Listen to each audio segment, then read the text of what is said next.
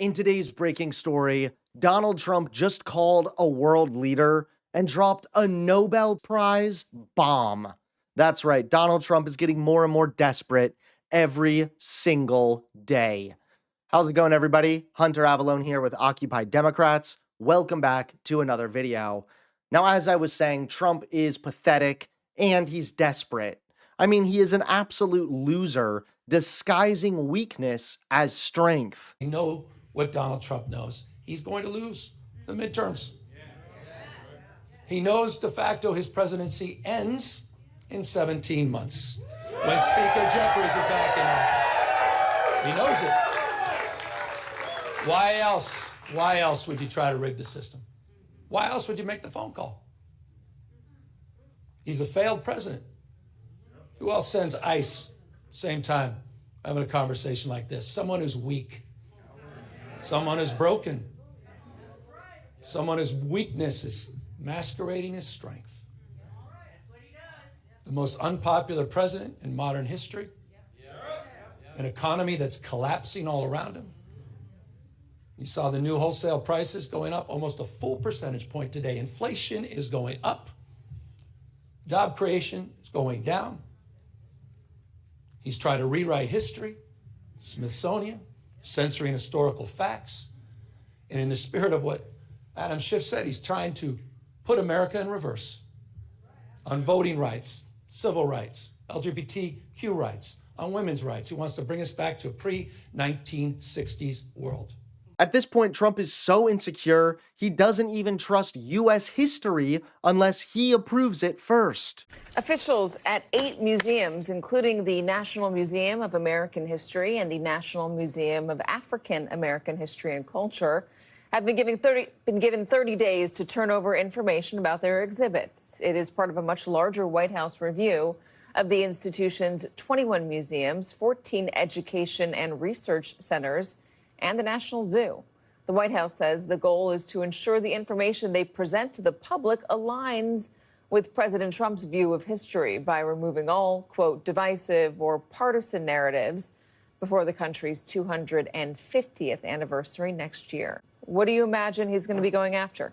I think he's going to go after any story, any exhibit, any attempt to narrate the complexity of America's history.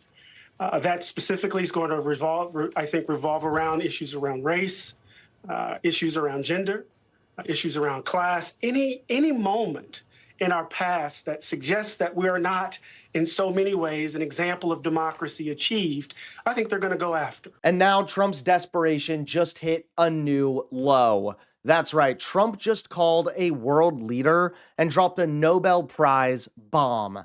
Take a look at today's top story. President Donald Trump's obsession with winning a Nobel Peace Prize has reached new and frankly awkward levels. According to new reports, Trump has now resorted to personally cold calling world leaders to stump for the award. A Norwegian publication reports that, out of the blue, while Norway's finance minister Jens Stoltenberg was literally walking down the street in Oslo, he got a call from Trump. On that call, the US president told him he wants the Nobel Prize, and then pivoted to talk about tariffs. This wasn't even the first time Trump brought it up with Stoltenberg. The Guardian notes that the conversation also included US Treasury Secretary Scott Bessent and US Trade Representative Jamieson Greer, making this an official government call that Trump apparently used to lobby for a personal award. Stoltenberg refused to give details to reporters, saying only, "I will not go into further detail about the content of the conversation." But the very fact that this is coming out shows how desperate Trump is to be seen on the same stage as past winners like Nelson Mandela, Mother Teresa, and Barack Obama,